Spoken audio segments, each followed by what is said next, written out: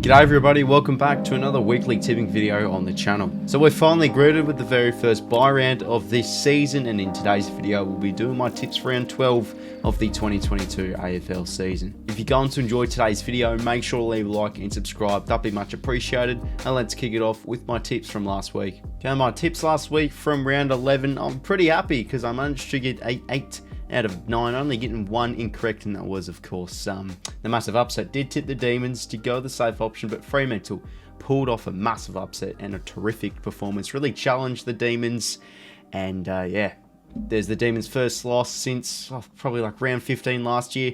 I think it was a streak of 17 games, but that streak is finally ended now, so yeah, definitely opens the competition up, I feel. So just quickly go over the games. Tip the Swans in this one. My margin was by 5 points, but the actual margin was 6. So another week of getting a very close margin. The game itself, what a game it was. Richmond really could have put the game to bed, up by like 32 points around at half time, and Swans just do what they pretty much always do. They let the opposition get a bit of a lead on themselves. In that second half, they just turn the tables a bit, turn the momentum, and they come back from the clouds really and win a thriller by 6 points. And Brisbane versus GWS, of course, went with the Lions, but I'm pretty impressed with how the Giants did play. They're in the lead for probably most of the first half, looked damaging in that first quarter, but of course the Lions' class experience and their great list of plays, you know, they weren't nervous, they weren't panicking, they just calmly kicked goal after goal to steer the momentum and steady the ship. Geelong versus Adelaide, of course, did tip Geelong, and yeah, no dramas here really. Geelong getting another convincing win at home, and they're looking like they're going to finally hit their home and away season stride as they always do, just picking up those consistent wins left, right and centre. And again, that home field advantage is such a major thing for them. The reason why they do so well in the home away season. And of course, just talked about before, one of the upsets of this season, Fremantle knocking off the Melbourne Demons. Stephen May going out early with a concussion, and I said it in my power rankings video, when Stephen May goes out, I just feel that he's the heart, he's the soul of that back line, and clearly the best defender this year. It just felt like there's a lot more panic in when the ball was in the Demons' defensive 50. Players like 𝐓𝐡𝐞 and Frederick were able to bob up and kick some crucial goals, and yeah, you know, what they say, flag mental, pretty sure it's what they say. It looks to be on, really. They are probably, you know, maybe second or third compared to Brisbane or Carlton to yeah, really knock off Melbourne and win the flag this year. And West Coast versus the Western Bulldogs, no surprises here. Bulldogs getting a over 100-point win. This is the second time this year at Optus Stadium for the Eagles, and I'm pretty sure I read a stat somewhere that from the last 7 weeks they have picked up the worst percentage in, I think, AFL VFL history, which is just such a shame. But I think nevertheless for the Eagles, they've got some plenty of upside and an exciting you know, off-season to come, because they'll get a handful of picks, and they should be getting 𝐼𝐻𝐿𝐼 in the mid-season draft this week, and he was, I think, around a top 10 pick from last year. He's projected to be one. He looks to be a star, so yeah. Meanwhile, the Eagles at the moment, they're just really struggling, and for the Bulldogs, another important win, and probably on track for finals. Then Gold Coast versus Hawthorn. I didn't really expect this game to be a massive flogging by the Suns. I thought this was going to be close. Definitely expected Gold Coast to win, as I did tip them. But wow, Gold Coast just truly proved that they have every right to make finals football this year. Really underrated side, they always have been, and they're just executing so well at the moment. A lot of low-key players really playing excellent, and a few of their recruits are in some fine form. It just seems to be a really well-oiled machine at the moment, Gold Coast. And as for the Hawks, you know, they are starting to slump a bit. And for me, Hawks is a weird one. They can really beat those high-quality teams. They can beat the Geelong, they can beat the Brisbane, but when it just comes to those mid-range teams or lower teams, they just a bit struggle a bit. I'd say 𝐴𝐻𝐿𝐷 and North Melbourne obviously did tip the Saints, and no-brainer. Another massive win for St Kilda there, and just continue their pledge or their drive for top 4, and you know, they seriously boast quite a decent percentage and have had an excellent start, so they have every chance really to make the top 4, and I feel they've got some really hard fixtures coming up, so they have to get these, you know, wins as much as possible against these winnable opponents such as North. Collingwood versus Carlton, probably maybe the game of the round. I was pretty happy that I managed to tip the Pies here, and they deserve to win nevertheless. They could have honestly won by more. They were clearly the better side, and Carlton, credit to them, they came back firing. 𝐼𝐻𝐿𝐼 were alive in that fourth quarter for them to almost come back. But yeah, the Pies, I said last week, it's one of those games with that atmosphere of anything can happen. No matter what team, no matter what player, I just feel like it's anybody's game, and Pies pick up a massive win, and are they a sneaky chance for finals? Who knows? And the final game, Port Adelaide versus Essendon. Port simply just got the job done, but it was a bit of a scrappy game, really. Started to rain in that second half, and Essendon, I think, kicked like 4 in a row, and there was chances of them coming back. But, you know, Port, pretty ordinary win, but this is the kind of wins Port Adelaide need. They don't care, you know, if it's good or bad. They just seriously need those premiership points if they want to make finals in 2022. As per usual, fellas, before I kick off my tips for the round, I go over the top 10 of my tipping competition. Of course, links in the description if you're yet to join. Feel free to join, you know. Just part of the spirit, I guess. And of course, for the top finishers, there is some cash up for grabs at the end of the year. So we'll quickly go over the top 10 now. 10th, Ben Platten with 88 points. 9th, Jason's Raiders with 89 points. 8th, 𝐼𝐿𝐼𝐸 with 89 points. 7th, Buck for Life with 90 points. 6th, 𝐬𝐿𝐼𝐷 𝐌𝐚𝐭𝐞 with 90 points. 5th, Batrooney with 91 points. 4th, 𝐼𝐸𝐴𝐺𝐿𝐼𝐿𝐼𝐿 with 92 points.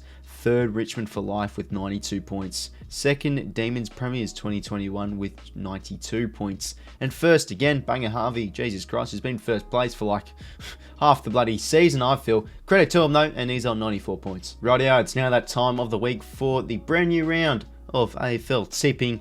And yeah, of course, as said earlier in the video, it is the first bye round. So only 6 games this week, and that will be the same for round 13 and 14. So of course, shorter videos, but still some really good clashes for this week, I feel. And this is going to be one of the best clashes of the round. Western Bulldogs versus Geelong at Marvel Stadium, and an interesting game this one.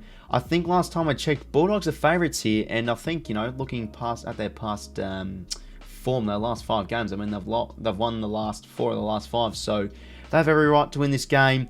But then again, Geelong, I think people have mixed opinions on Geelong. They say, you know, oh, Geelong's done and etc. They're an overrated team, but I feel, you know, just a gut feeling that Geelong is still a really class side. They've got a bit of youth like Sam De Koning playing excellent footy. Brad Close and Tyson Stangle have been crucially underrated, I think, in their small forwards. Jeremy Cameron Hawkins doing the business. Selwyn isn't playing too bad footy at all. I think this is going to be a real close contest, and I think when you look at it head-to-head, Bulldogs probably have more of the appealing list to win this game, but I'm feeling Geelong will pull a really strong performance here. They've been doubted a bit, but I feel like they're still a really strong side, and yeah, they still play well at Marvel Stadium, and you really think last time they played there against St Kilda, they should have comfortably won by at least 20 points. So I'm going to be tipping Geelong here. As I said, it's going to be a close one, and I reckon they'll win by 10 points. Next game, we've got Adelaide versus the West Coast Eagles at Adelaide Oval. You know, I really would love to give West Coast Eagles a chance here. I'm feeling like that upset win will come soon. Maybe in the next few weeks when they've got the mid-season draft on their belt with Jai Cully. Really keen to see how he will go. As said before earlier in the video, he seems to be, yeah, he was projected a top 10 pick compared from last year's selections in the actual national draft. But yeah, it's a no-brainer really. Adelaide, they've lost the last 5 for Christ's sake, but they still do show a lot of competitiveness, a lot of heart, I feel, in their side. And they've been pretty inaccurate these past few weeks, I think. They really, if they'll kick straight, if they had a really accurate first quarter against the Cats, it could have been a much different story. So of course, I'm going to be tipping Adelaide here, and they should get a comfortable win at home and win by 33 points. Next game, Gold Coast hosting North Melbourne, and another Darwin game for the Gold Coast Suns at TIO Stadium. That'll be a pretty nice game. You know, last week's game, it was a bloody beauty. That sunset, and Darwin is just very picturesque. I think it's the correct word to use. So yeah, Saturday twilight, so it'll be a nice game. Anyway, it's a pretty one-sided affair. I feel North Melbourne, yeah, just crucially under the pump at the moment with a lot of club dramas and their list managers leaving and all that whatnot, and Horn Francis in doubt and all that whatnot. They've just been heavily, you know, scrutinised by the media at the moment. And yeah, Gold Coast are flying, of course, as said before from last week's tips earlier in the video. Yeah, they're just a well-oiled machine at the moment. Got a lot of players on fine form, and they should pick up another big win here. And as I've said, Gold Coast is just, you know, when they play up there in Queensland or Cairns or like here in Darwin. I think just the heat is such an advantage. You know, Gold Coast used to that. Victorian teams aren't. So I am feeling another massive win here for the Suns, and they'll win by, let's call it a big one, 72 points. This is going to be a really interesting matchup. I feel Melbourne Demons hosting the Sydney Swans. I think if Demons got a comfortable win last week, we'd just be saying, yep, Demons every day of the week in this game. But against a very unpredictable Sydney Swans side, their form has been very patchy this season, but it's going to be their first time playing the MCG this season, and I just feel that the Swans play really good football at the MCG. But nevertheless, the Demons, look, they should be able to bounce back from this game. I feel that with the absence of Stephen May and Petrarca being like crook as a dog, apparently, from last week's game, was barely able to impact, only got 10 disposals. I felt that's, you know, a few reasons why Melbourne didn't pick up a result last week. So they should come back here and pick up a good win. And I'm not down the Sydney Swans at all. You could definitely say they could get belted here, but I think the Swans, they show a lot of heart. They've got plenty of upside with their talent, and if they really get the ball rolling with their efficiency, accuracy in front of goal, and somehow match the midfield, match the contested ball, this could be a really good game. But still think the Demons will just be a bit more classier than the Swans, and they'll win by 16 points. Now for the two Sunday games. First one, Hawthorn hosting Collingwood at the MCG.